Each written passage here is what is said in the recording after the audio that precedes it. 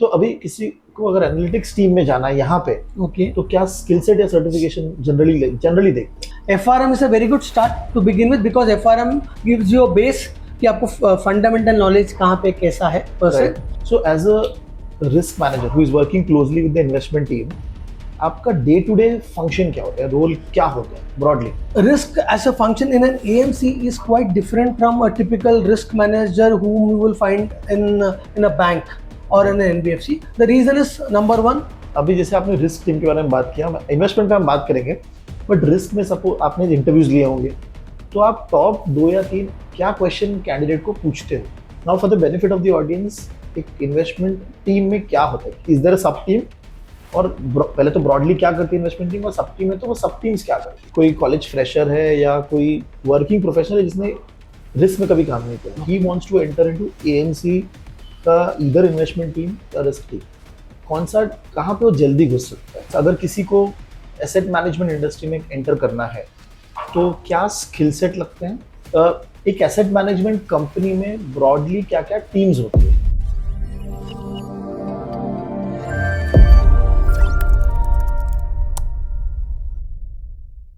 Hello friends, hi, this is Ganesh Nayak. I help finance professionals and students to excel in their career. And as a part of that effort, we have started out with podcast series with industry veterans, industry people, to help and guide students who are preparing and planning and preparing to get into the finance field. Okay, so today we have with us Harish. Harish, thank you very much for joining in.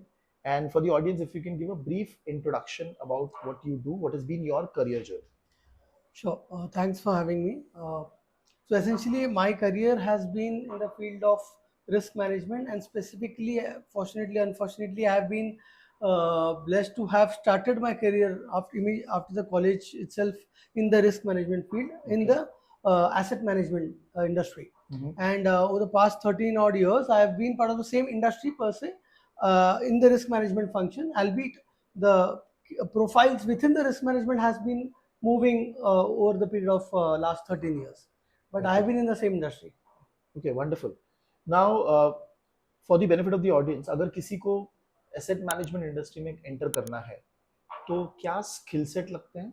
Okay, broadly, फिर भी हम risk management के बारे में बात करेंगे, पर एक एसेट मैनेजमेंट इंडस्ट्री में घुसने के लिए क्या स्किल सेट लगता है या क्या अंडरस्टैंडिंग लगती है? So, first of all, risk is a field involves numbers per se. तो सबसे पहले तो you need to be comfortable with numbers, Okay. basics, and to analyze the numbers you need to be good with the tools. Say Excel हो गया, या कोई coding skill आपको आता है तो, because risk involves models, probably it involves analysis. So Excel तो is a base which I would recommend the students to know. That Okay. is one. Second is analytical capabilities per se.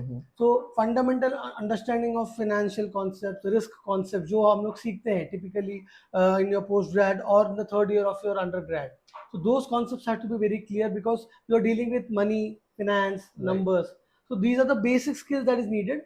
And third is whichever industry you are going, irrespective of whether it is asset management, NBFC, banks, वो industry के the dynamics of how it functions, why it works the way it works. So these dynamics have to be, you need to understand ऊपर से that knowledge has to be there. You might not know the practical nuance if you are a student and you have not worked in the industry. But if, say for example, people who come, if they want to get into asset management, say mutual fund, they need to know what a mutual fund is, what it does. That will form as a base, and then the nitty-gritties of the risk involved in mutual fund वगैरह वगैरह will come up. Okay. But those are the basic skills that someone has to develop before they attempt to apply for a job or reach out for a role in the mutual fund industry. So industry कैसे work करती है, company क्या कर रही है और products क्या है, ब्रॉडली पता होना चाहिए आपको। एक एसेट मैनेजमेंट कंपनी में ब्रॉडली क्या क्या टीम्स होती है? Okay. So in the asset management company predominantly के दो core pillars होते हैं, which I would say front facing a business driven pillars. One is investments, the other is sales. So sales पैसा लेके आते हैं, इन्वेस्टर्स को पिच करते हैं, इन्वेस्टर्स पैसा लेके आते हैं. Sales is a team which drives that part. That money sales team will give to the investments team who in turn manage the money. Okay. तो आपका जो आपने जो 10 रुपया 1000 रुपया आपने जो SIP का दिया है, वो सेल्स के थ्रू आपने दिया है. सेल्स वालों के through then it will come to investment stream, वो 1000 रुपया investment stream will in turn invest in the market, fix income हो या इक्विटी हो, and Okay. whatever return comes then they will pass it back to you when you redeem. So these Okay. are two main business critical functions, and Right. every other function surrounds this. So investments की बात करो, there is a middle office function or a risk management function which looks at that. For sales के लिए there is an operational function, operations team होता है which looks at the entire flow of investor का पैसा आया, complaints कुछ है, folio creation, units allotment, वो aspects होते हैं. इन्वेस्टमेंट रिलेटेड ऑपरेशंस होता है कि इन्वेस्ट किया, आज जो पैसा जो स्टॉक आया कि नहीं, सेटलमेंट हो गया, back office, custody, fund accounting, NAV निकलने के लिए. So those are the other allied functions. Then there is an overarching governance functions called compliance function हो गया. Risk management again is an oversight function who looks at कि जैसा होना चाहिए सेबी ने जैसे बोला है या इंटरनल बोर्ड गवर्नेंस बोर्ड ने जैसे बोला है उसके हिसाब से काम हो रहा है कि नहीं, बेस्ट प्रैक्टिसेस फॉलो हो रहे हैं कि नहीं, जो प्रोसेसेस हो रहे हैं उसमें कोई गैप्स है कि नहीं. So risk, compliance, they work hand in hand to check are things happening the way they are. If there is something that is not happening, what are the reporting mechanisms? What are the escalating norms that are there in place? So those are the things that come into play. Policies are there or not? Okay. Processes are being followed or not? So those things. So as a risk manager who is working closely with the investment team, आपका day to day function क्या होता है, role क्या होता है broadly? So again, risk as a function in an AMC is quite different from a typical risk manager whom you will find in a bank or in an NBFC. The reason is number one, an asset management company, say mutual fund, is more of a fiduciary. We get the money and we invest it. Okay, Barabar. so to a certain extent, unlike a bank में क्या होता है, we have asset side and we have liabilities. So liabilities are the deposits which I take. Savings वाले, FD वाले, कासा वाले जो भी है उनका पैसा मैं ले रहा हूँ. So I am bound to give back the money at a certain rate. 8% में मैं ले रहा हूँ तो एक साल बाद 8% देना है मुझे. बराबर. But in the meanwhile, I can use their money and deploy in loans, right? So there is an asset side and a liability. Both the books are different. The risk might be different. There's an asset liability mismatch. Right. Those things will be. I have to manage them separately because both are separate books. Right. मैं एक साल के लिए लेके 5 साल के लिए lend नहीं कर सकता. सेम वे मैं 30 साल के लिए बोरो करके मैं 5 महीने के लिए डिपॉजिट नहीं ले सकता. अगर मैं किसी से 1 साल का एफडी ले रहा हूँ तो मैं 5 साल के लिए किसी को होम लोन नहीं दे सकता. It will be an ALM mismatch, right? Technically. Whereas in a mutual fund per se, you do not have these dynamics in play. यहाँ पे जो पैसा आता है वो पैसा इन्वेस्ट होता है और जब पैसा वो वापस मांगता है, when you place a redemption, वो पैसा हम मार्केट्स में बेच के वापस पैसा दे देते हैं. So it's more of a pass through vehicle. We are a fiduciary. So the risk aspects are not as complicated or as that is in a mutual fund. Again, secondary point is in a bank, every branch is a business unit. आपका हर branch का आपका खुद का P&L बनेगा. हर branch का assets का loan का book होगा, लायबिलिटी का डिपॉजिट का बेस होगा. हर ब्रांच अलग होता है. Whereas in a asset management company, the various branches are essentially point of sale. मतलब पैसा सब अल्टीमेटली मेरे हेड ऑफिस के इन्वेस्टमेंट टीम के पास ही आने वाला है. यूनिट्स आपको सेंट्रली एलोकेट होने वाले. So those are essentially point of acceptance, service centres जैसे हो जाते हैं. They will not have their own P&L. Obviously they will have internal MIS होगा जहाँ पे किसने कितना बेचा, कितना टारगेट अचीव किया. those things will be there, but they are not running their own P&L per se. They are not managing books from their individual units. Right. So the risks to that extent will be different from that of a bank. Bank का operational risk, enterprise wide risk will be very different from that of a asset management. तो उनके हर एक bank के हर एक branch level पे भी एक operational risk होगा जो यहाँ पे कम होगा. यहाँ पे होगा बट यहाँ पे उतना नहीं होगा जितना वहां पे होगा. Definitely, because the number of touch points of risk what can go wrong is much higher there as compared to here. Right. यहाँ पे जो scope of activities that a branch will do, can do or should do is much lesser than what a branch of a bank can do. तो जितने ज्यादा processes होंगे speaking of तो हर process में उतने ज्यादा रिस्क होने की चांसेस है. Right. That is why the complexity of risks and the process metrics are much lesser here. I'm not saying they are not there. Obviously it has its own challenges, but it is much different from that of a bank. But ये बहुत ही सही perspective दिया आपने कि एक branch for a bank is an individual entity. आप ऐसा भी देख सकते हो उसको, ये खुद ही वो मैनेज भी कर रहा है. करेक्ट. लेकिन आपका म्यूचुअल फंड में वो नहीं हो रहा है, या एसेट मैनेजमेंट में वो नहीं हो रहा है. It is a point of sale. That is a very interesting. Correct. It's a point of service, sale. जो भी आपको ग्रीवियंस एड्रेस करने हैं या सर्विस करना है इन्वेस्टर को, that is what happens. पैसा अल्टीमेटली वहां पे वो मैनेज नहीं करता, ऐसा नहीं कि आपके हर फंड में कोई बैठा है, the money ultimately comes to the central unit from where it is invested. So coming back to the question कि मतलब रिस्क कैसे देख रहे हैं फिर आप day to day basis? So, in a asset management company, a risk team essentially has 3-4 aspects to it. One is an investment risk kind of a profile. There is one more sub vertical which is an investment monitoring kind of a profile, Okay. and third is an operational risk, enterprise wide risk, which is on a tertiary profile. Essentially Okay. 3 pillars बोल सकता हूँ मैं. So investment related which is, जैसे मैंने बताया sales and investment 2 की pillars हैं, तो 1 की पिलर इज इन्वेस्टमेंट. तो इन्वेस्टमेंट रिलेटेड मॉनिटरिंग होता है, वो एक certain section of team risk में करते हैं. तो what exactly do they do? For example आपने देखा होगा म्यूचुअल फंड्स में काफी कैटेगरीज ऑफ फंड्स हैं. स्मॉल कैप फंड हो गया, लार्ज कैप फंड हो गया, flexi cap fund. So how do I know that आप इन्वेस्टर हो, आपने XYZ स्मॉल कैप फंड में डाला आपने पैसा, राइट. आपको अभी हु कंट्रोल्स कि आप अगर किसी ने वो स्मॉल कैप फंड में सब लार्ज कैप ले लिए, who is controlling that? How do you know that the आपने जो पैसे डाले, आपने एज एन इन्वेस्टर आपने पैसा इसलिए डाला है कि you want to participate in the small cap story, but आपका पैसा लेके कोई सब लार्ज कैप में डाल देगा, तो आपने चाहा कुछ और है, हो कुछ और है. So who monitors that? So essentially there is a team as part of the risk team who does investment monitoring, who check in the sense who put in place these norms and frameworks which ensures that जो पैसा जो fund में जाना है, जिसका जो mandate है वहीं पे जाएगा. So those team members, risk members need to know which fund में क्या allowed है, क्या allowed नहीं है, क्या ले सकता है, क्या नहीं ले सकता. So those are the guys who will know what is allowed, what is not allowed. Fund manager अगर कुछ और लेगा तो लेने नहीं देगा. सिस्टमिकली कंट्रोल्स होंगे या अप्रूवल बेस्ड कंट्रोल्स होंगे. तो फंड मैनेजर से फॉर एग्जांपल ELSS आपने सुना होगा, 3 साल का law. As per income tax act you can not invest ELSS के फंड्स में डेरिवेटिव्स. सो वो पता है, तो अगर वो कल फ्यूचर या ऑप्शन लेना चाहेगा तो उसको जाने नहीं देंगे. वो बोलेगा मुझे लेना है, तो बोलेंगे नहीं ले सकते. Who controls? So that is kind of a governance oversight function. So the investment monitoring guys, this is just a small example.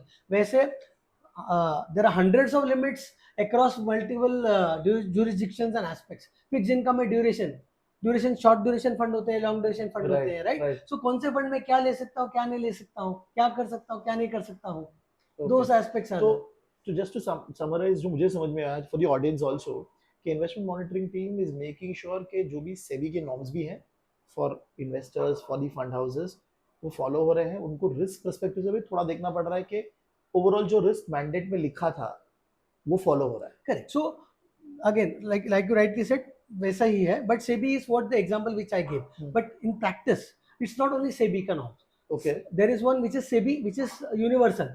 मतलब XYZ AMC के लिए भी वही होगा, ABC AMC के लिए भी होगा, सबके लिए कॉमन होगा सेबी का जो होगा. Right. Secondly there will be SID level, जो SID का होता है, स्कीम लेवल मैंडेट. अच्छा, हाँ, राइट. अभी XYZ का एक स्कीम स्मॉल कैप फंड होगा, उसमें ये लिखा होगा मैं इतना डालूंगा, 50% डालूंगा.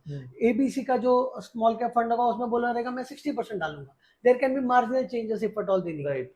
Third will be my internal board level governance or my internal risk management framework governance. Okay. तो सेबी बोलता है you cannot invest more than 10%. मैं बोलूंगा मुझे 8 के ऊपर ही देना नहीं है आपको. Okay. So that is my internal risk framework governance. What the chief risk officer of the particular AMC feels, how stringent the risk framework has to be. Obviously, it is not unilateral. ऐसा नहीं कि मुझे मन किया 8 मेरा favorite. There will be policies for it. There will be policies. There will be mutual discussion. There will be a framework set in place. There will be board approvals for the same. It will be set and then it will be mutually agreed. Because fund manager को भी पता होता है कि okay 10 से भी allow करता है, बट मेरा रिस्क टीम मुझे 8 के ऊपर अलाउ नहीं करता है, which I am okay with. Then he will also not exceed 8% for example. Right. So again हर AMC में 8% होगा नेसेसरी नहीं है. कोई AMC में 8 होगा, कोई में 7 होगा, कोई में 9.5 होगा. वो company specific fund house specific risk appetite के हिसाब से होता है. Again it is a function of endogenous events और एक्सोजेनस. मतलब कंपनी के अंदर कुछ इवेंट हुआ हो, किसी ने गलती से 10.5 कर लिया हो, उसके चक्कर में लाया हो, या किसी ने देखा है कि कोई फंड हाउस में बहुत सारा रिडेम्पशन हो रहा है and they do not want that concentration risk to impact them, so they will say let us not have too much concentration, let us have less. So the reasons for these policies on these norms can be different, okay, but they can happen, which is a function of more stringent oversight over and above what regulatory norms are. So at the investment monitoring level, it's the SEBI का norm, which is the universal norm, company specific policies which has been approved, and also scheme specific के हमने investor को क्या promise किया है. Correct. तो उसके एक सब- SID करके एक डॉक्यूमेंट होता है, हाँ, स्कीम right. Information document. उसमें लिखा जाता है कि स्कीम क्या कर सकता है और कितना कर सकता है. Right. I will invest in equities up to X%, I will invest in debt up to Y%, समझा. जैसे लिखा होता है. तो जो लिखा है और जो इन्वेस्टर को कम्युनिकेट किया है वो तो हमें फॉलो होना ही है. करना है. बट आई विल से अगर 80 अलाउड है तो मैं 75 में रोक दूंगा कंजर्वेटिवली, बिकॉज समझा. मुझे ज्यादा देना नहीं. I can choose to do that, I may not, but I can. So समझा. in some areas like concentration जिसका बात कर रहा, concentration risk की बात कर रहा था, there we have internal norms and policies wherein we restrict people for certain things. So this is with the ये आपने जो बताया, ये बताया इन्वेस्टमेंट मॉनिटरिंग. Monitoring. उसके अलावा एक invest So risk there is an investment risk which is essentially investment analytics हो गया, risk analytics हो गया. Okay. For example, अभी आपने देखा है कि mutual fund as a product is a relative product. Mutual fund को कभी स्टैंड अलोन में नहीं बेचते.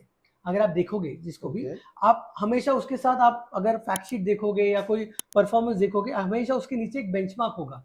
अगर मैं XYZ लार्ज कैप फंड का नाम परफॉर्मेंस देख रहा हूँ 1 ईयर 3 ईयर का, राइट. तो लार्ज कैप के साथ मैं निफ्टी के साथ कंपेयर करूंगा. निफ्टी ने 3 साल में इतना रिटर्न दिया है, राइट. XYZ लार्ज कैप ने उतना रिटर्न दिया है. राइट. इट बराबर. Is always a relative product. काफी प्लेसेस में उसको एफडी के साथ भी कंपेयर किया जाता है, but FD is not having the same risk profile. So for us essentially from risk profile perspective, a large cap can be equated or benchmarked against a large cap index which is nifty. से multi cap या flexi cap fund हो गया किसी का XYZ का, उसका BSE 500 या NSE 500 which is a broad based market which includes small, mid, large, that can be a benchmark. So because it is a relative product, I will either outperform or I will underperform. या तो मैं अच्छा करूंगा या बुरा करूंगा. तो there is a separate team who independently monitors. अभी फंड मैनेजर होगा, वो तो खुद का अच्छा होगा तो डिंडोरा पीटेगा, नहीं होगा तो शांत रहेगा, probably Right. as a human nature. Right. But there has to be an independent. So from a board perspective, अब बोर्ड के एंगल से सोचो, जो बोर्ड है वो बोलेंगे बॉस वो तो खुद का नंबर या तो इन्फ्लेट करेगा, नहीं करेगा, नियत की बात नहीं कर रहा हूँ, इन बराबर, जनरल. बराबर. So let there be an independent team who will verify what he is doing. Is he doing good, is he doing bad? If he is doing bad, let it get raised in the board meeting या some forum, so that he can also introspect. They can discuss कि आप perform क्यों नहीं कर रहे हो. Nifty अगर 15% दे रहा है, आप 13 क्यों दे रहे हो? समझा. तो investment analytics team are the guys who usually monitor these portfolios. They look at exposures. They see okay ये फंड परफॉर्म कर रहा है अच्छा या ठीक नहीं कर रहा, ये फंड बेंचमार्क को बीट कर रहा है पर पीएस को नहीं बीट कर पा रहा, तो क्यों नहीं कर पा रहा है? पीयर्स, ओके, पीयर फंड, बाकी funds in the same category. So why are they not beating? Why am I the laggard in the peer? For example ELSS में 40 फंड है, all 40 can not be my peer, but say मैं 10 को भी ले लूं, why am I 10th rank always? Right. और तो उसके रीजंस होते हैं, उसके टूल्स हैं, उसकी टेक्निक्स हैं, एट्रीब्यूशन एनालिसिस होता है, performance, return attribution, risk attribution होता है, रिटर्न एट्रीब्यूशन होता है. So these are the guys who do the number crunching. They try and find okay you lost out because you had, आपके पास XYZ stock था जिसका कोई न्यूज हुआ और वो गिर गया, तो उसकी वजह से आपने लूज किया बिकॉज आप ओवरवेट थे. Whereas there was a very good stock जो बाकी लोग के पास था, आपके पास नहीं था, जो चल गया.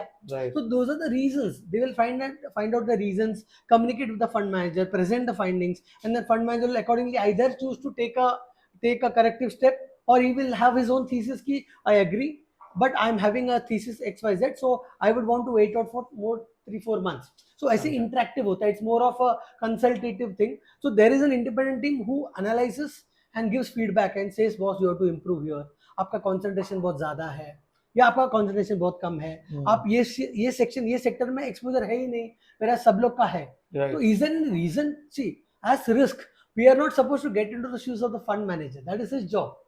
But we can definitely ask him आप ऐसे क्यों कर, why I have you positioned it that way, we just want to rest it. तो फंड मैनेजर के पास एक अकाउंटेबिलिटी भी होता है, because ultimately he will answer to the risk team who internal propose to the or who internal relay the same to the board. So there is a risk committee of the board that happens. Board level पे risk committee होती है जहाँ पे they ask why is performance not there. तो risk team भी एक information देता है कि basis our analysis. So the analytics team guys run these numbers. They do number crunching. The investment monitoring guys are more hands on a daily basis up to क्या चल रहा है, trades क्या ले रहा है, क्या बेच रहा है, किसमें क्या हो रहा है. It's more of an ongoing exercise. Analytics is mostly हो गया है, मैं एनालाइज कर रहा हूँ क्यों हुआ ऐसे या क्यों नहीं हुआ ओके, ऐसे। तो अभी किसी को अगर एनालिटिक्स टीम में जाना है यहाँ पे, ओके तो क्या स्किल सेट या सर्टिफिकेशन जनरली देखते हैं? okay so professional like institutional players like mutual funds हो गए या FPMS, FRM is a very good start to begin with because FRM gives you a base कि आपको फंडामेंटल नॉलेज कहाँ पे कैसा है पर्सन, Right. और it's an internationally recognised course, तो क्लैरिटी आ जाती है कि बंदे में दम है, उसने इतना क्लियर कर दिया है. It's not mandatory but it is preferred over others. Okay.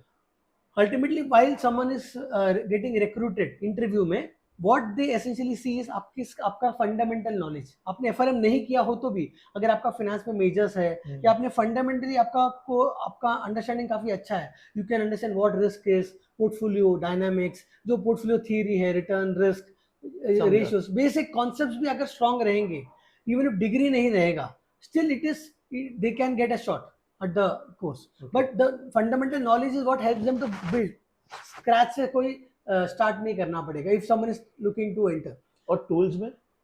Tools में एक्सेल इज समथिंग, एक्सेल में number crunching skills, modelling skills जो होता है, basic Excel is enough in my opinion. Coding होगा तो nothing like it because coding adds value, but I am not saying coding के बिना entry नहीं मिलेगा. दैट इज रॉन्ग टू से. I would not say that because coding होगा, it's like आप जो एक्सेल में कर सकते हो आप कोडिंग में आसानी से कर सकते हो, बट जो करना है वो तो करना है.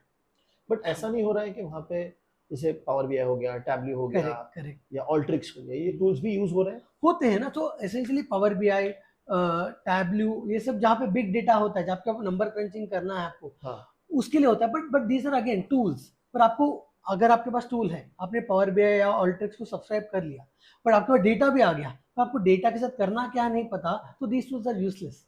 बट एएमसी का जो भी हमने इन्वेस्टमेंट रिस्क टीम की बात की, यहाँ पे ये टूल्स हेवीली यूज हो रहे हैं. तो तो अभी मैं सारे एमसीज के बारे में नहीं बता पाऊंगा, बट काफी एमसीज जहाँ पे मैंने बात की है लोगों से, मेरे peers counterpart, they use it heavily. So कैसे होता है कि पहले जमाने में, हम टॉकिंग अबाउट 10-15 इयर्स बैक, काफी कुछ मॉडल्स जो भी होते हैं वो एक्सेल में होते थे.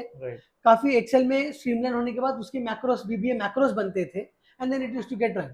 आजकल there are AMCs which have independent teams of Power BI या Alteryx या Tableau who have developers, Power BI developers, wherein you build these models in Excel और जो भी code, and then you push it to them and say ये model है, हमें ये input है और ये आउटपुट ऐसा चाहिए, I want you to run this on a daily basis, hourly basis, जो भी है, they will run it for you.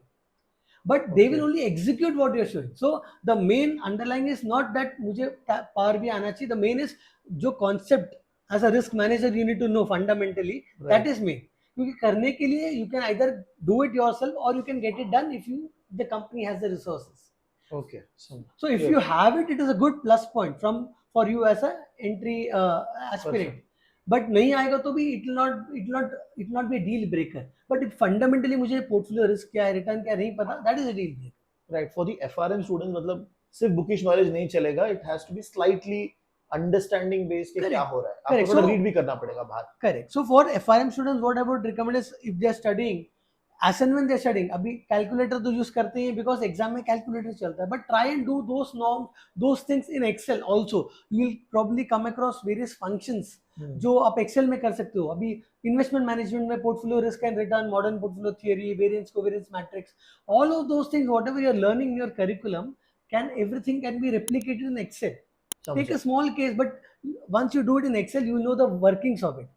In practice, there might be much more advanced tools. से ब्लूमबर्ग हो गया, MSCI का एक 12-1 करके एक टूल है.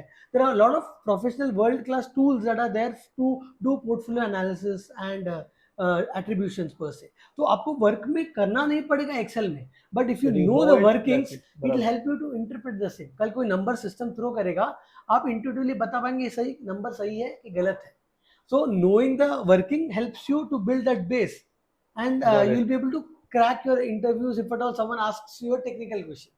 Got it. और जो तीसरा टीम हमने बात किया था, ops risk and enterprise. So anything which is nothing to do with, or probably anything which is outside the investment purview, जो fund management या investment के purview जो भी हुआ AMC के related, everything comes under enterprise risk and operational risk. For example, investor complaints कितनी आ रही है, जा रही है, कैसे हैं. NAV process जो fund accounting team होता है, जो end of the day valuation करता है, वैल्यूएशन के बाद वो NAV net asset value raise करता है, हर चीज का प्रोसेस है. जो ट्रेड्स बाय एंड सेल करते हैं फंड मैनेजर, उसका बैक ऑफिस में सेटलमेंट होता है, पैसे बराबर। आते हैं जाते हैं, स्टॉक इन आउट होता है. Everything is a process and every process will have risk. बराबर। So operational risk team essentially reaches out to every function apart from investment. They reach out to investments also, but I will come to it later. So they reach out to all the functions of the AMC and sit with them and try and assess आपकी क्या क्या process है. They will say at the process. Then her process में they will ask what if this goes wrong. ये अगर यहाँ पे कोई दिक्कत हो गई तो what if. तो ऐसे करने में क्या होता है, you identify the risks that can happen. Got it. With risk you will try and find out is there any control in place, control hai ki nahi. So there is a very common and very industry wide practice which happens in the entire BFSI space called RCSA, risk control self assessment. You would have learned in the FRMP portion maybe. So this is essentially that, wherein you try and sit with the function and the function introspects what are my processes. वो हर process को बोलता है ये मैं यहाँ से ए से जाके फिर बी करता हूँ, सी करता हूँ, डी करता हूँ. तो ए से बी जाते वक्त the risk team prods them. Okay, A से बी में क्या दिक्कत हो गई, फट गया तो, या ये नहीं चला तो, सिस्टम डाउन हो गया तो the risk team thinks from that angle, puts on their hat, place a devil's advocate and prods. So he will say okay, ये से ए से बी फटेगा, अगर कुछ दिक्कत होती है तो we do not have any control. That's a big point. Then risk will say put in a control. Why do not have? और वो बोलेगा नहीं, इसका मैं करता हूँ, मेकर चेकर है, मैं ये करता हूँ पर कोई और ऑथराइज करता है. तो that's a checker. So you are assessing the controls है, कोई वीक लिंक्स है, नहीं है. So operational risk gets into nitty-gritties of that, gets into the granularity of the process, identifies the risks that are there. For every risk there will be a control, or for every risk there will be a severity and a frequency map. ये risk है पर ये बहुत छोटा risk है, इसमें कोई impact नहीं, या ये रिस्क बहुत सीवियर है, अगर कुछ हुआ तो प्रॉब्लम से भी will take action. That is the severity part. Frequency मतलब साल 2 साल में कभी कभार होगा, अगर कोई नहीं होगा टीम में तब होगा frequency. So you map them into free RCM जैसे होगा, you map it into, you assess the risk for its frequency and severity. Then you try and find out okay is there a control. अगर उन्होंने बोला कि control है, then you say okay the control is good or bad, मतलब effective. अगर मैं बोल रहा हूँ मैं वॉचमैन रखा है बाहर, पर वॉचमैन कोई 90 इयर्स के सीनियर सिटीजन है जो रात को सोते हैं, तो कंट्रोल इफेक्टिव नहीं है, अपने नाम के लिए रखा है. मैं बोलूंगा नहीं, कोई बॉडी बिल्डर है जो पूरे 24 घंटा अवेक रहता है, it's a strong control. So control hona is not a tick mark. You need to assess the control effectiveness also. So ORM team essentially works on this and tries and improves the process, because ultimately any function, if there is a lapse, yeah, there is a miss, yeah, there is a what do you call gap, lacunae, it essentially impacts the entire organization. So the operational risk team works on those aspects. So अभी जैसे आपने risk team के बारे में बात किया, investment पे हम बात करेंगे, बट रिस्क में सपोज आपने इंटरव्यूज लिए होंगे, तो आप टॉप 2 या 3 क्या क्वेश्चन कैंडिडेट को पूछते हो? Okay, so again like I said, depending upon मैं वो 3 वर्टिकल में कौन से risk candidate, but essentially like I said basic Excel skills तो होता है. Technically we try and take test on Excel independently through our HR. हमने बोला हुआ है एक्सेल स्किल्स की एक टेस्ट ले लो, that is one which we do. Second is psychological assessment test होता है, that is from HR perspective. So that is not part of your formal training, but that is part of a behavioral assessment per se, कि बंदा team player है नहीं है, will he put work before or will he put his interest before. So those are norms which are part of the entire from the HR recruitment framework, which is also valid from a risk framework, because talent risk is a risk nevertheless. Right. If I am part of risk, मैं सिर्फ ये नहीं बोलूँगा investment ही मेरा risk है, talent is a risk. मैंने अभी राहुल द्रविड़ की जगह पे किसी और को ले लिया जो उसकी काबिल नहीं है. Pujara Dravid can be replaceable essentially from a positioning perspective, but I cannot replace a Pujara with a Sehwag type of a role, right? It is aggressive nature के साथ. तो अगर कोई रोल में कोई स्किल चाहिए, I should hire the right talent. So behavioral part is equally valid from our perspective. And it is done for all generally. It is done for every candidate. In many AMCs, I know it is done for every candidate. The strength of the test is again subjective. It depend करता है कौन सा AMC के HR कितने relevant कितने test कराते हैं, but ये होता है because it gives a idea कि बंदा selfish है या टीम प्लेयर है, he puts before, तो सिनेरियोस होते हैं. समझा. और इट्स वेरी इंट्यूटिव, ऐसा नहीं कि you need to prepare for it, but वो नेचुरली आएगा. आप जितना जो आपका बिहेवियर है, हाँ, तो सिनेरियो देंगे तो दिख जाता है. But it is a very critical thing that people have to be aware that this will be something that they have to expect. So this is the ये फर्स्ट 2 लेवल पे होता है. So Before usually before this happens. So initially, first when the recruitment comes, we screen the resumes. बराबर Wherever we feel the skill sets are there in the resume, जिसका कैसे है, we can probably check कि उसका relevant experience रहा है नहीं रहा है, या fresher है तो ठीक है, क्या क्या किया है उसने, and then we shortlist and we call them for the interview. Usually that is what people do. Interview में we ask them, you run me through your skills. अगर experience बंदा है तो we ask what have you done, उसका समझा experience बताएगा. समझा तो we try and ask questions on उन्होंने जो जो किया है उसमें उनका होल्ड कितना रहा है, उनको क्या आता है. अब मैं बोलूँगा मैं 2 साल से बैंक में काम किया हूँ पर मुझे पता ही नहीं मैंने क्या किया है, मैंने सिर्फ एक ही एस्पेक्ट किया है, मुझे I am not concern, I am not bothered about other aspect, then I will say what it's a weak, it's not it's a red flag. Right Because if you were there for 2 years, you should know something about your company or what the function what is. Was the impact of that role Yes, exactly. You need to know the interconnectedness. Although you might not be primarily responsible for it, but you need to know कि मेरे करने से इसको क्या impact आता है या ना करने से क्या होगा. बराबर It shows the insight of the person. So that is one. Fresher होगा तो we ask more on the technical side, basics. अगर role related हो, risk के बारे में होगा, कोई definitions हो गए हैं, ratios, portfolio theory, standard deviation, variance covariance, basic correlations, how do they impact? Because fresher का कोई practical nuance नहीं रहेगा, but whatever conceptually you would have learned, you would have learned. FRM है तो FRM के बारे में जो courses हैं उसमें concepts होंगे वो पूछेंगे हम. Okay Because that is the basis for us to test. Got We can for some we give scenarios. This is my scenario. What will you do as a risk manager? We ask them. We let to know there how will they react? What do you need to look at? Got it That's it. So mutual funds, we'll ask how do you know about mutual funds? Yes, no. ये जो है ये तो managerial level का मतलब manager interview ले रहा है जो आपने बताया. साइकोमेट्रिक टेस्ट जो आप बोल रहे थे और Correct. जो एक्सेल है ये साइड बाय साइड हो जाता है कि पहले ही हो जाता है. नहीं, psychometric usually happens after we have shortlisted the candidate probably, and probably एक one more round होना चाहिए रहेगा ऐसा.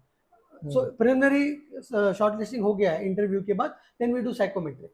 And then when you're taking decision as a manager, Correct. you get all the 3 reports basically. So we get the psychometric reports. We also know the Excel में how did they score or how well did they did or didn't do, and then we know the indicative interviews. Many times we do multiple rounds of interviews with the same candidate अच्छा with different people, because each person will have his own perspective. I will Right. look for 10 things.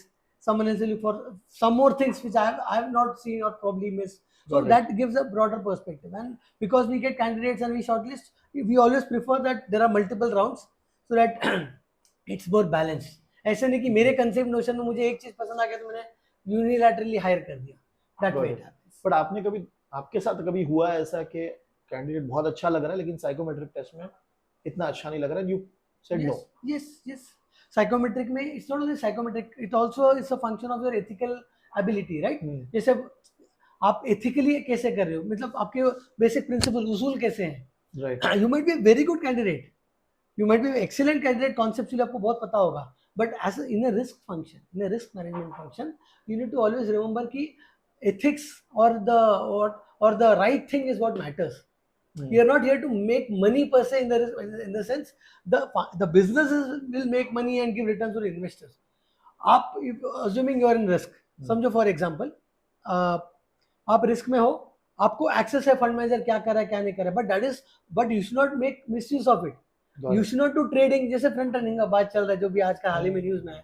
So those are all ethical undercurrent, which is a very critical aspect, and that is ये risk, investments, operation, सब जगह जहाँ पे भी ये access होते हैं, sensitive data होता है, मार्केट डेटा. अभी ऑपरेशंस वालों को पता होता है इसने ये लिया ये बेचा है, आज मुझे पता है ये ले रहा है ये बेचा है. इन्वेस्टमेंट मॉनिटरिंग में जो फंक्शन होती है उनके पास फंड मैनेजर बोलता है मैं ये ले सकता हूँ क्या, मतलब वो इंटेंट क्लियर बता रहा है. वैसे यहाँ पे लोग अगर शेडी निकले या उनका उसूल ठीक नहीं है, it's a big red flag. So for me the skill set से ज्यादा ये मैटर करता है. Okay. Not only me, many whom I know in the industry, they will, because no one wants to get on the wrong side, because this is your dharma. You are supposed to be the gatekeeper. You are supposed to tell this is what you can do, this is what you should not do.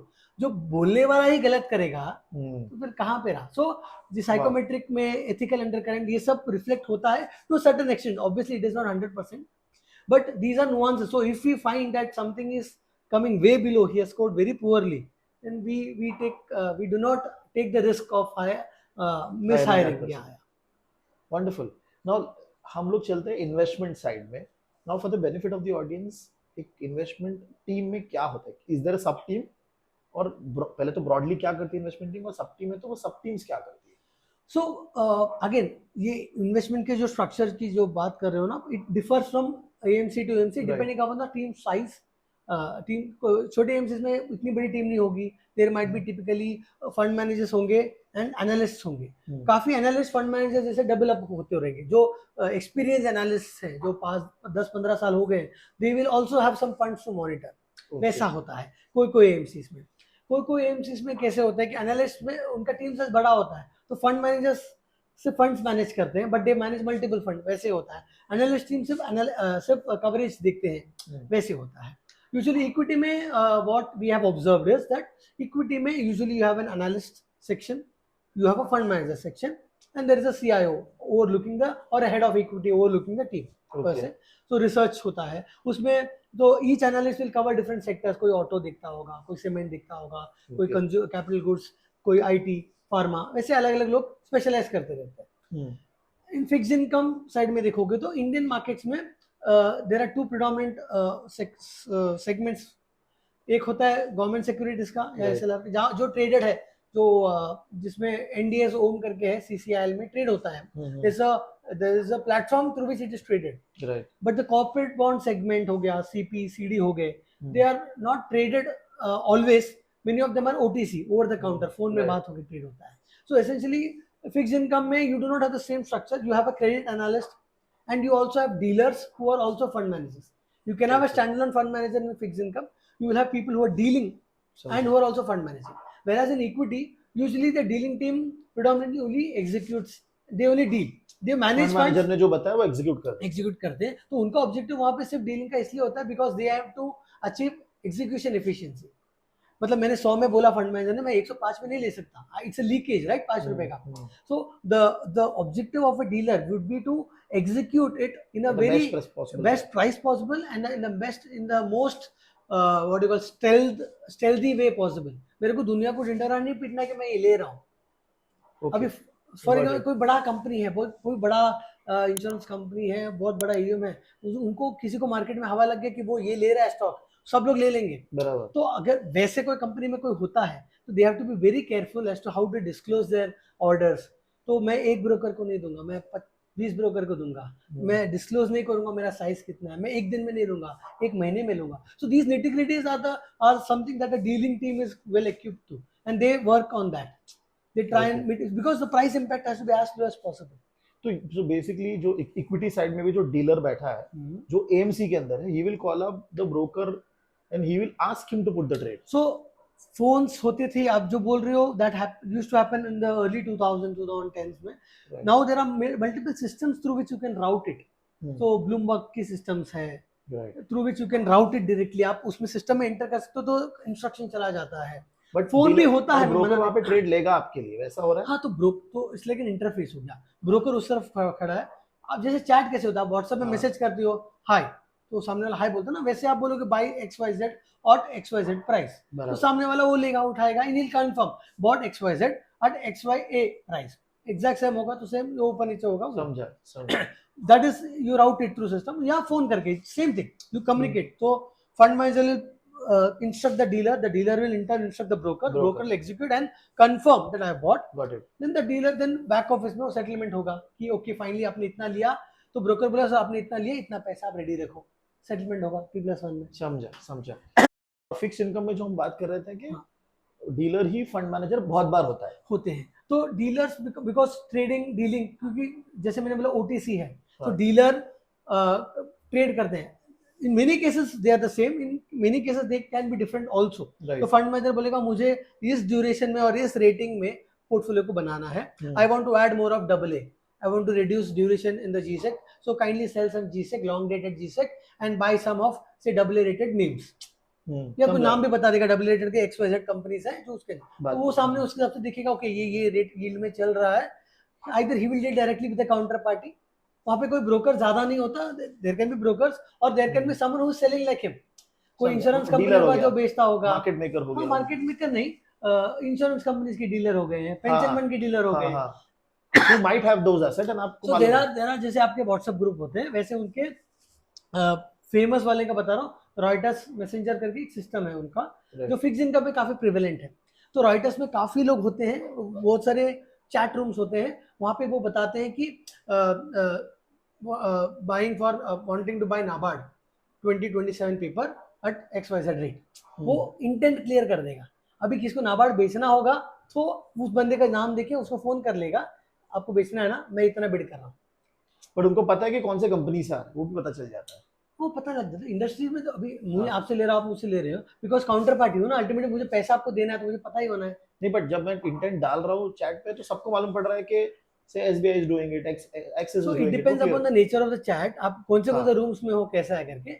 Okay. वैसे तो मैं size नहीं बता रहा हूँ, मैं सब yield बता रहा हूँ, तो यील्ड से फर्क नहीं पड़ता। हाँ, ओके। मैं ऐसा नहीं बोल रहा हूँ मैं 1000 करोड़ बेच रहा हूँ या 200 करोड़, समझा। और डिपेंड करता है कैसे। I might choose to either give a quote in the market, और I might choose to directly call up people whom I know has that paper. हाँ। और अगर मुझे डिस्क्रीट रखना है तो मैं ब्रोकर, फिक्स इनकम में ब्रोकर्स हैं, उनको फोन करके बोलूंगा इंटरेस्ट है क्या, Right. देखो बताओ। मतलब obviously I am not from that particular function, so मैं एग्जैक्टली आपको बताने पाऊंगा, समझा, बेसिस समझा। What I have observed is what I am telling you. No, I know people who do this के they directly call up, तो वो बहुत ज्यादा they do that। So हाँ। usually देखो जो टिपिकल पब्लिक लिस्टेड नेम्स होते हैं उसमें प्राइसिंग में डिफरेंस नहीं आता। बराबर। जो आपको जो दिख रहा है, जैसे नाबार्ड, PFC, REC हो गए, आपकी यील्ड में और मेरी यील्ड में सेम मैच्योरिटी के पेपर में इतना अंतर नहीं होगा, बिकॉज वो बहुत लिक्विड है, वॉल्यूम्स होते हैं। राइट। बट कोई ऐसा नाम है जो किसी के पास है नहीं, है बहुत कम लोगों के पास है, तो मैं मार्केट में there is a chance that there can be a big difference on market impact. So मैं, मुझे पता है आपके पास है तो मैं डायरेक्टली आपको फोन करके पूछूंगा आप बेचना चाहोगे, राइट। या ब्रोकर के थ्रू पूछूंगा, ब्रोकर को पता होगा किसने, बिकॉज ब्रोकर हम्म। ने कभी आपके लिए दिलाया होगा, लेके समझा। दिलाओ, so he will know that. So it is easier to be discreet where you do not want market impact. Got And it. again, because there is no central platform in fixed income for all, right. anonymous platform होता है, जैसे equity में NSE BSE से anonymous section, मुझे पता बराबर। नहीं मैं किसको बेच रहा हूँ, उसको पता नहीं, बराबर। it is fine here because it is, you try to be as discreet as possible in areas where you want to protect the price or the yield. Got it, got it. So equity, fixed income, इसके अलावा और कुछ होता है investment side में? So predominantly equity, fixed income are the two major functions. Now like you were saying, so there are like आप पूछ रहे थे कि इन्वेस्टमेंट्स में कोई सब वर्टिकल्स होते हैं कि नहीं, तो देयर आर फर्म्स जहाँ पे उनके बीच में एनालिस्ट के डिवीजन में अलग होता है, कोई ESG का टीम होता है, एनालिस्ट की टीम होते हैं who do ESG level analysis apart from what the typical traditional analysis that fund managers do. There can be a team of quant analysts who will run numbers, models, जो उनके proprietary firms के models होंगे, they will run those. जो firm के asset allocation models होते हैं, they will be running that. So they are not typical true analyst covering a sector per se, they will be part of the same investment team but running as a separate role. Okay. They'll be running models, they'll be trying and ascertaining कि किसमें क्या चल रहा है, portfolio कैसे चल रहे हैं, and giving inputs to the fund managers in terms of decision making. Okay. ESG people will be supplementing the role of a typical analyst and saying कि आपका valuation fundamentals ये है, but ESG में या तो वो गवर्नेंस में ठीक है, ठीक नहीं है, एनवायरमेंट में इम्पैक्ट आ रहा है, नहीं है, so they overlay, it goes hand in hand. So ESG उतना बड़ा है, मतलब इन टर्म्स ऑफ AMC में उतना डिसीजन मेकिंग में आ रहा है अभी? आ रहा है, that is what we have been observing कि ESG is playing a role in the decision making. Again it depends upon the AMC's philosophy. अभी अगर आप म्यूचुअल फंड की इंडस्ट्री में देखोगे, there might be certain AMCs who might be working in a very different manner as compared to some other AMCs. Right. Okay, so अभी कोई AMC के पास ये नाम होगा, वो नाम दूसरा AMC बोलेगा मुझे गवर्नेंस में मुझे ठीक नहीं लग रहा तो मैं नहीं ले रहा। It is a very subjective thing, and again each AMC will have a certain principle which they will follow or decide not to follow. So again ये उसूल का बात हो गया, कोई सही गलत नहीं हुआ। कोई AMC बोलेगा मेरा एक फंड है, मुझे I don't have to bother about the colour of money, मुझे पैसा बनाना है, मुझे इसमें पैसा दिख रहा है तो मैं लेऊंगा, आई विल बाय इट, मुझे गवर्नेंस मुझे उतना देर रहने नहीं वाला, मैं 6 महीने में निकल जाऊंगा। सो बेसिकली हर AMC में ESG का एक फ्लेवर जरूर होगा, but they might not take every time a decision taking ESG. So ESG का flavor is what? Again, how much weightage does it carry? It will differ. Whether it carries a weightage or not also will differ. ये अगर मेरा tactical call है, मैं 3 महीने के लिए देख रहा हूँ, I'm just giving an example. I'm not from that role, so I will not be the best guy. But I am saying there is a chance that if I am not looking at the colour of money, मुझे फर्क नहीं पड़ता governance से, मैं 3 महीने के लिए आ रहा हूँ जा रहा हूँ, for example I might choose to buy something which is not, but if there is a certain AMC who has a principle very nice, say boss मुझे गवर्नेंस बराबर होना चाहिए, management has to be good, I look at all those things, red flags नहीं होने चाहिए, मैं long term के हिसाब से ले रहा हूँ, तो I might not even look at these companies. बराबर. That is the reason you will find variety in companies. XYZ हो गए एक कंपनी में, एक म्यूचुअल फंड के पोर्टफोलियो में, वो कंपनीज होंगे ही नहीं किसी और के पोर्टफोलियो में. Got it. तो इसमें कोई सही गलत नहीं हुआ, इट डिपेंड्स अपॉन हाउ का प्रिंसिपल इन्वेस्टमेंट फिलॉसफी कैसा है. Got it. ओके. बट एक सिनेरियो, फॉर एग्जांपल कोई कॉलेज फ्रेशर है या कोई वर्किंग प्रोफेशनल है जिसने रिस्क में कभी काम नहीं किया, he wants to enter into AMC का ईदर इन्वेस्टमेंट टीम या रिस्क टीम, कौन सा, कहाँ पे वो जल्दी घुस सकता है? Okay, so this is something which I believe and basis my interactions is what I have also observed. हाँ. So आप अगर एक इक्विटी एनालिस्ट या फंड मैनेजर के साइड में देखो, उसके पर्सपेक्टिव से देखोगे, how does he become an equity fund manager today. I am talking about the Indian asset management industry का typical trajectory. It might not be the same that happens abroad, but India में typically that is what I have observed. Usually people, most of the people whom I have observed start in the sales side, broking firms में start करते हैं usually. Okay. Because why do they start in sales side? I'm talking about 8 out of 10 people start in the sales side. They start at the junior level immediately after MBA या फिर जो भी किया CA के बाद they start. Sales side में इसलिए करते हैं because sales side में क्या होता है, because they are into the business of knowledge, gathering knowledge, processing knowledge and coming up with research and disseminating knowledge. Because broking firms करते क्या है, they come up with research reports and thesis, right? उनका एक view होता है जो लोग publish करते हैं. तो थीसिस लाने के लिए आपको much more number crutching, data analytics करना पड़ता है. सो कंपनीज, कोई फ्रेशर स्टार्ट करेगा, he will start as a cement analyst for example. Let us take an example कि इसने स्टार्ट किया, he got into cement sector, उसके ऊपर 2-3 लोग रहेंगे सेम सेक्टर के एनालिस्ट, ये फ्रेशर होगा. They will do in-depth research of say cement company हो गया, ACC, Ambuja, Ultratech. They will do channel checks, cattle butting बोलते हैं. They will go to the dealer, हर जगह पे जाएंगे, प्लांट विजिट करेंगे, मैनेजमेंट को मिलेंगे, उनके कौन से प्लांट है पूरे इंडिया में जाएंगे, सप्लाई डिमांड कैसा है कंडीशन देखेंगे, डीलर से बात करते हैं, तब पूछेंगे कि ये डिमांड है क्या, ये कंपनी के सीमेंट के लिए कैसा है, चल रहा है नहीं चल रहा है, सर्विस अच्छा है, आपको टाइम टू टाइम मिल रहा है. वैसे कंपनी से बात करते हैं, कस्टमर से बात करें, कस्टमर्स मतलब रियल्टी फर्म्स होंगे, which cement do you prefer for constructing your company.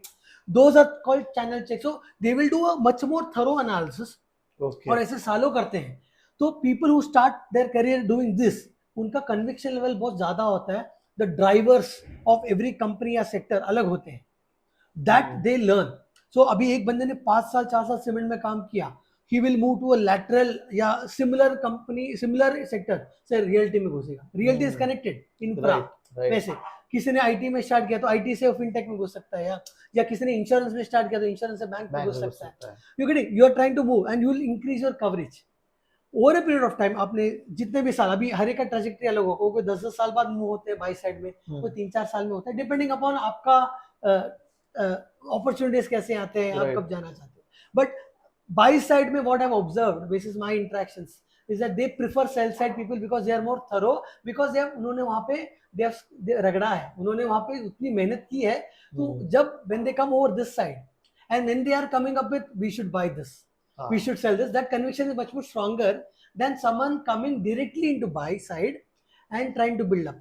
मैं ये नहीं, again I would want to qualify saying that not necessarily that हर कोई directly buy side is a poor guy, वैसे नहीं है. But if I am a sell side guy, जो मैंने खुद ये जर्नी की है और मेरा कन्विक्शन ज्यादा है बिकॉज मैंने दुनिया ज्यादा देखा है उस तरफ, I would prefer hiring someone directly from the sell side rather than honing someone from the buy side. ये मेरे ऑब्जर्वेशंस रहे हैं based on my interaction with fund managers. So basically broking firm के रिसर्च टीम में अगर आप जाते हैं, equity research is typically the easiest way to start is there. आप वहां पे 3-4 साल निकालिए, आपका स्किल्स काफी होन हो जाएंगे, कन्विक्शन लेवल बढ़ेगा, because you will be much more thorough in the sector, the dynamics, the cost and revenue drivers of that sector, and you will be much more, and eventually when you move over to a buy side, say insurance, pension, private equity, venture capital, जो भी हो गया, और जब आप evaluate कर रहे हो कि कंपनी में डालना है नहीं डालना है, वो जो स्किल जो आपके इनिशियल ईयर्स में रहेंगे ना, that will be much more convincing as compared to someone coming directly में गलत नहीं है. डायरेक्टली में क्या होता है, जो now coming to buy side analyst, एक बार बाय साइड में आते हो तो क्या होता है, how does it change. Sell side में आप हर एएमसी या पेंशन फंड या इंश्योरेंस में जाते हो, आप बोलते हो कि sir this is what our thesis is, हमें लगता है कंपनी ऐसे करेगा, ये करेगा, बेसिस दिस अजम्पशन, ये ग्रोथ, ये ईपीएस के हिसाब से ऐसे लग रहा है, it is looking undervalued, TP इतना है तो अपसाइड इतना लग रहा है, एंटीथीसिस मतलब क्या, what can go wrong with this thesis, मैंने पूरा आरएनडी करके मैं वो पिच कर रहा हूँ, सामने वाला सुन रहा है and he is also assessing but he is listening. वो अभी आपके काफी ब्रोकिंग फर्म्स है, मोतीलाल हो गया, प्रभुदास लीलाधर, सेंट्रम, बहुत सारे हैं, सीएलएसए, बहुत सारे हैं, right.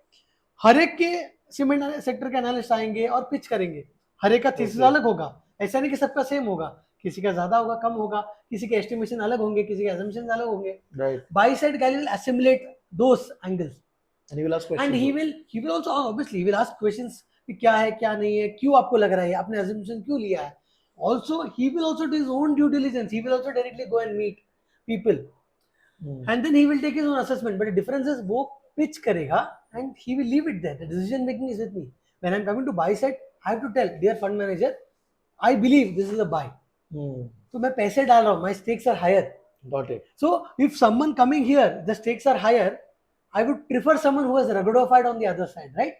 That is the context. I'm not. So there are people who get hired directly also, and there are people who have done very well also. Some of them whom I know personally are there who have joined as freshers immediately after the college, and they have spent 8 to 10 years and they have honed their skills. So there are cases, but then most cases whom I find is people who directly get into sell side to buy side. लेकिन अगर by side में आने के बाद भी जो sector आप follow कर रहे हो, एक एनालिसिस कर रहे हो, उसमें चेंज आ सकता है। आ सकता है, तो that is how you grow. And equity fund manager कब बनता है, जब वो सेक्टर से एनालिस्ट, समझो कोई सिर्फ सीमेंट देख रहा है, सीमेंट से वो बोलता है मैं रियल्टी भी देखूंगा, मैं कैपिटल गुड्स भी देखूंगा, बिल्डिंग में एक एक करके मैं एक्सपांड करूंगा, over a period I expand into say 5-6 sectors, then I become eligible to become a fund manager probably on a thematic side, say infrastructure theme हो गया, समझा, right, वैसे। so if I started as an insurance analyst I can expand to say NBFCs or banks or capital market entities like broking firms or AMCs, right? I'll expand and then I'll say I am eligible to become a banking financial services guy, और ऐसे नहीं कि मैं सिर्फ यही देखता हूँ, when I'm interacting as a buy side I'm also interacting with my colleagues who are tracking other sectors. I might not be the expert but I will know how the metrics are, what are the key aspects. So eventually after a particular period of time you become an equity fund manager who will be a sector specialist, but I will also manage my portfolio across all sectors. अच्छा, तो कोई fund manager unilaterally काम नहीं करता, he works on his own, also takes into account the inputs from the research team, he discusses it. So it's a typical AMC में कोई investment team होगा, it is not unilateral, आपको fund manager दिखता है on the face of fact sheets and stuff, right, it is fine because he is the core guy, he is taking the final decision, but his knowledge is a function of the inputs done by his own research, his own analysis, plus inputs from his research team covering Got other it. sectors, the conviction. So he takes the call, but ultimately he relies on their inputs also. There is a cross questioning that happens. आप कोई fund managers के interviews देखोगे तो they will say the same thing, okay, तो same thing जैसे हम लोग, जैसे risk team also interacts with them, we discuss on the risk aspects, आप कंसंट्रेशन बहुत ज्यादा है, ये क्यों ले रहे हो, ये स्टॉक में गवर्नेंस का इश्यूज है, गलत न्यूज आ रहा है, आप क्यों ले रहे हो, तो बोले मैं इसके लिए ले रहा हूँ या इसके लिए नहीं ले रहा हूँ, या ये स्टॉक में आपका ये सेक्शन में है ही नहीं कवरेज आपका, आप क्यों नहीं ले रहे हो ये stock, we are asking, we are not telling him to आप लो, we have no right to say that, but I am asking आप क्यों ले रहे हो, what is your thesis, because इसने लिया है या लेने वाला, he has every obligation to say मैं ये ले रहा हूँ because this is what I think. It can play out, it need not play out, but as a risk, if we feel that जो ले रहा है it's risky, we have every right to highlight. got it. But generally जब कोई किसी को fund manager बनना है, तो एक चीज तो आपने बताया कि आप सेक्टर जो भी आप चूज कर रहे हो उसको आप और ब्रॉडन करते जाओ, एक वो तरीका है। Apart from skill set wise और क्या चीजें एक फंड मैनेजर बनने में आपको हेल्प करती है? I am not a fund manager but जो मैंने ऑब्जर्व किया तो स्किल सेट वो एसेंशियली जो इक्विटी रिसर्च में बनती है, so one is that is a research skill essentially, but India में टिपिकल ट्रैजेक्टरी जो मैं बता रहा था कि research analyst eventually becomes a fund manager in equity side, बराबर। अब्रॉड में there are firms wherein the fund portfolio management team is separate, the research team is separate, and there is a separate team called asset allocation team, जो separate होती है, जो decide करती है आप कितना इक्विटी रखोगे, कितना सही। डेट रखोगे, या कौन से मार्केट में कितना एलोकेशन, कौन से कंट्री को कितना दोगे. तो बराबर. Portfolio manager will have a portfolio management skill set wherein I will see मेरा पोर्टफोलियो में कोरिलेशंस कैसे हैं, am I running a growth value, is my beta high low, how do I hedge it, वो skill है which has nothing to do with company का fundamental valuation सही है गलत है. You get it? बराबर, बराबर. So India में I have not observed that to that extent. This is my personal experience. But abroad में there are very different. So there can be portfolio managers who will not know much. Not might be they might not know much about the nitty-gritties of the stock. They will be getting the inputs from research team, and they will be looking at the inputs of the research, the stocks, and basically look optimizing it. कि portfolio में कौन सा कितना weight देंगे Right. तो कहाँ आएगा. So again, the skill, that's what I'm saying, because it is very dystopian, it's very eclectic if you look at the skill sets across the globe. But India में वो नहीं हो रहा. India में usually the trajectory that I've observed is research analysts eventually become the fund managers, manager. at least for actively managed fund. And same goes for fixed income also. Fixed income में again credit research. So like we were talking about the trajectory of an equity research analyst, credit research usually जो rating agencies के rating analysts होते हैं, या NBFCs में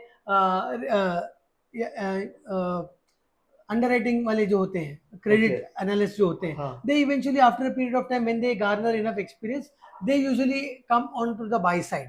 usually rating analyst को preference दिया जाता है. क्रिसिल हो गया, इकरा, केयर, ये जो रेटिंग एजेंसीज की जो एनालिस्ट है वो आर ट्रैकिंग इंडियन सेक्टर्स. उसमें भी सेम जैसे इक्विटी में होता है, दे ट्रैक अ सर्टेन सेगमेंट. मैं बैंक्स देखूंगा बिकॉज मैं मैट्रिक्स है डिफरेंट, मैं एनबीएफसी देखूंगा, मैं मैन्युफैक्चरिंग देखूंगा, वैसे होते, या सर्विसेज देखूंगा, या प्रोजेक्ट फाइनेंस, रोड्स देखूंगा, एन्युटीज देखूंगा, रोड्स देखूंगा, या टोल एन्युटी वैसे होते हैं ना, प्रोजेक्ट फाइनेंस. हर एक के मैट्रिक्स अलग होते हैं. बट वहां पे भी मतलब आप बोल रहे हो कि क्रेडिट एनालिसिस स्ट्रांग होगा आपका, तो वहां पे आके फिक्स्ड इनकम के टीम में घुस सकते हो. That is the usual typical entry point. Again direct entrance भी होते हैं बाय साइड में, but this is a more what you call eligible way in my opinion, that people usually come this way, that I've observed. Okay. And generally कितना time लग जाता है from an entry? This is just a normal question. Yeah. Okay. Obviously there is no right or wrong answer to that. But कितना time लग जाता है to become the fund manager? Again, that's what it is, a very subjective thing, because it is a function of your कौन से AMC में हो आप, बड़ा है, छोटा है, स्टार्टअप, छोटा AMC है, कम टीम है, तो probably यहाँ पे आप एनालिस्ट होंगे XYZ AMC में, बट आप ABC AMC में जाओगे, छोटा टीम है, तो आपको फंड मैनेजमेंट में मिल जाएगा responsibility.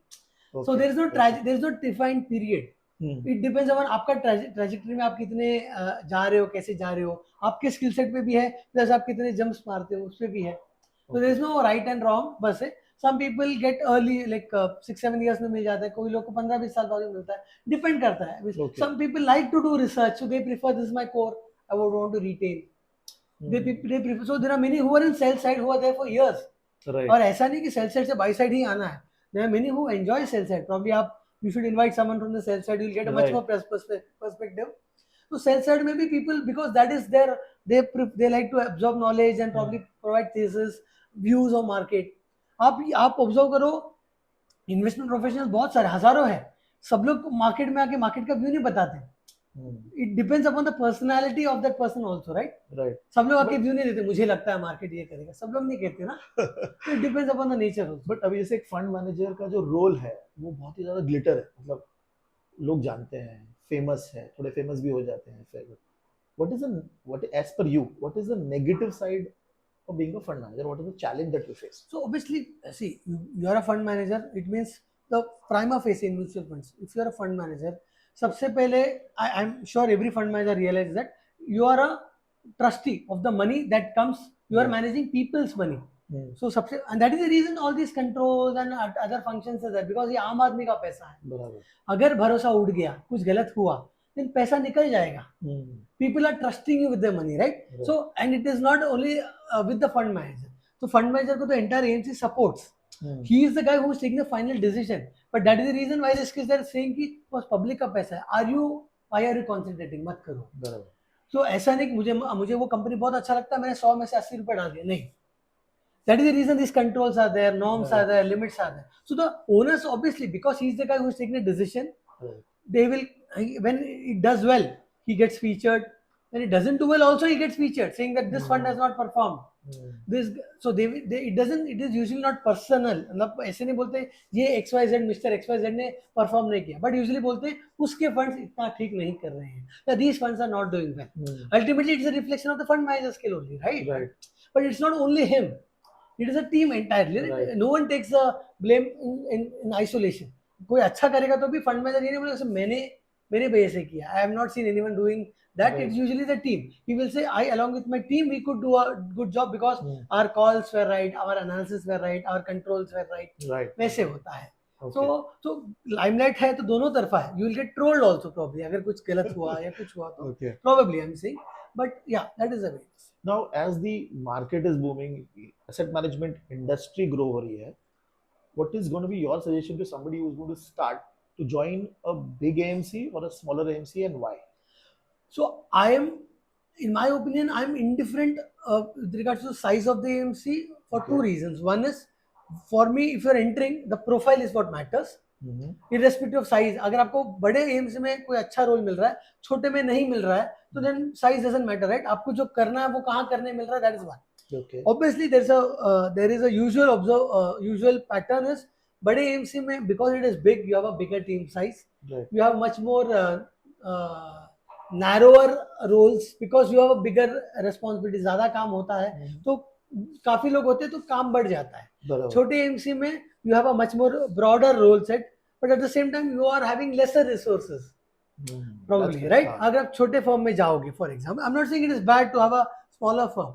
In a smaller firm, if you are capable and you like to do, I want to get to know the 360-degree view, then a smaller AMC might suit you well because you get to know end to end. In a bigger AMC, you will not get 360, you might get 240, 280. Some function, because आपका bandwidth ही नहीं होगा, because आपका area इतना wide होगा. A smaller AMC will be managing 10 funds, say 5 funds, 10 funds, 20 funds. Bigger AMC will be managing 70, 80 funds. तो आपको 70, 80 fund का management, analysis, risk, उसी में आपका बाउंड्री निकल जाएगा. बोलेगा मैं अकेले नहीं कर पाऊंगा, I need team members. Right. So it's a trade off. Again smaller AMC, so it's not about small and big. Smaller AMC में ऐसे होंगे कि 8 फंड में से 6 फंड इक्विटी है, डेट में एक ही फंड है, और वो लिक्विड फंड है. फॉर एग्जांपल एक सिंपल फंड है जहाँ पे ज्यादा कॉम्प्लिकेशन नहीं है. बिगर एएमसी में आपका डेट भी है, इक्विटी भी है, हाइब्रिड्स भी है, मल्टी एसेट गोल्ड सिल्वर ऐसे वाले भी है, वैरायटी होता है. वहाँ पे फिक्स इनकम के आपको क्रेडिट फंड्स भी होते हैं, ड्यूरेशन फंड्स भी होते हैं, आपको वैरायटी मिलेगी. तो वहाँ पे भले आप एक चीज कर रहे हो बट आपको ब्रेड्थ दिखता है. It depends on what you want and what you do. So I will say it depends upon the role that you're getting into and what is your type, where you want to get into, how you want to get into. Wonderful. So Harish, ये बहुत ही अच्छा conversation था. I mean full in depth हमने बात किया कि AMC के अंदर जो टीम्स है, इन्वेस्टमेंट एंड रिस्क क्या हो रहा है, क्या एक कैंडिडेट को क्या करना चाहिए, क्या रोल्स अवेलेबल है.